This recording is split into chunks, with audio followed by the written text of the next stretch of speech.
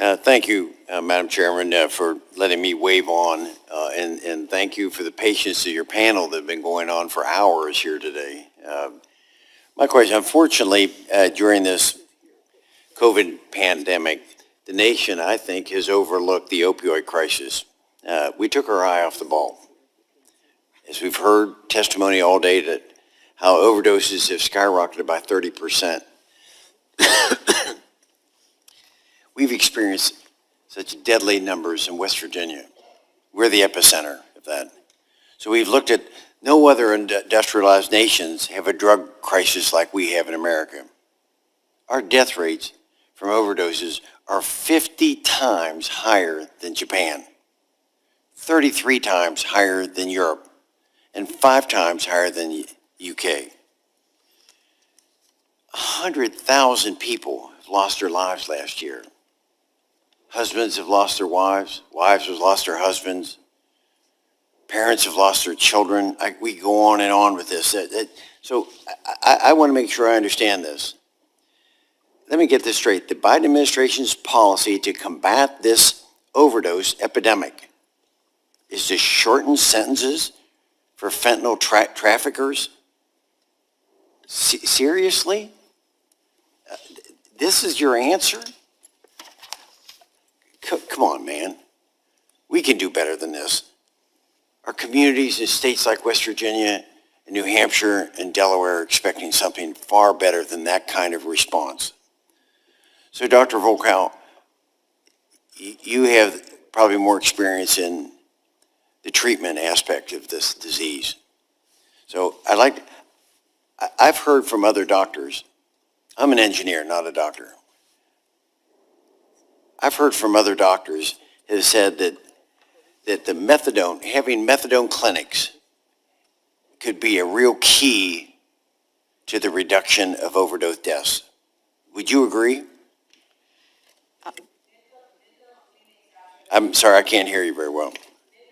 Methadone clinics are clearly part of the solution, and the solution is to expand access to I want to build off that is that West Virginia has the highest death rate in the nation, unfortunately.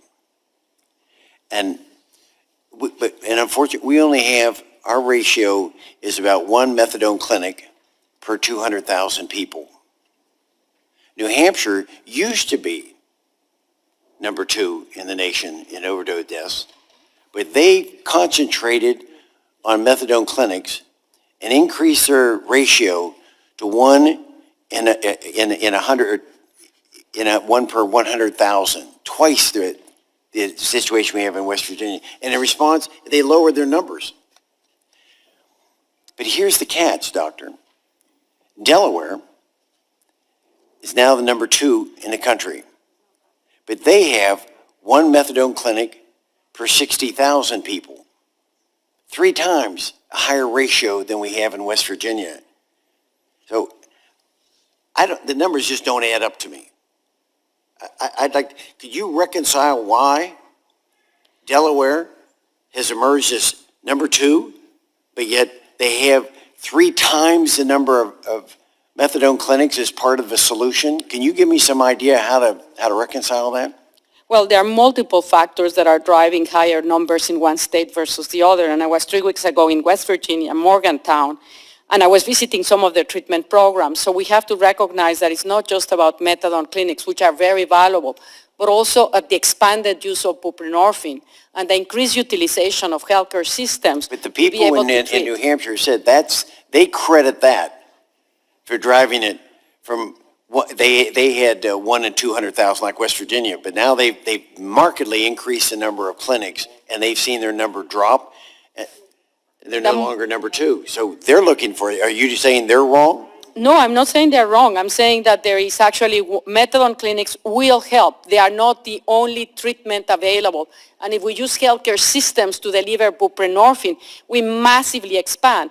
Think about New Hampshire. It's a rural area. West Virginia, a lot of rural areas. There's no transportation. There are no methadone clinics, no way to get there. So and yet given the time that I only have 14 seconds, what would you suggest is if we could do in states that are hard hit, what would be the first thing you think would be the best thing that a state like ours could do?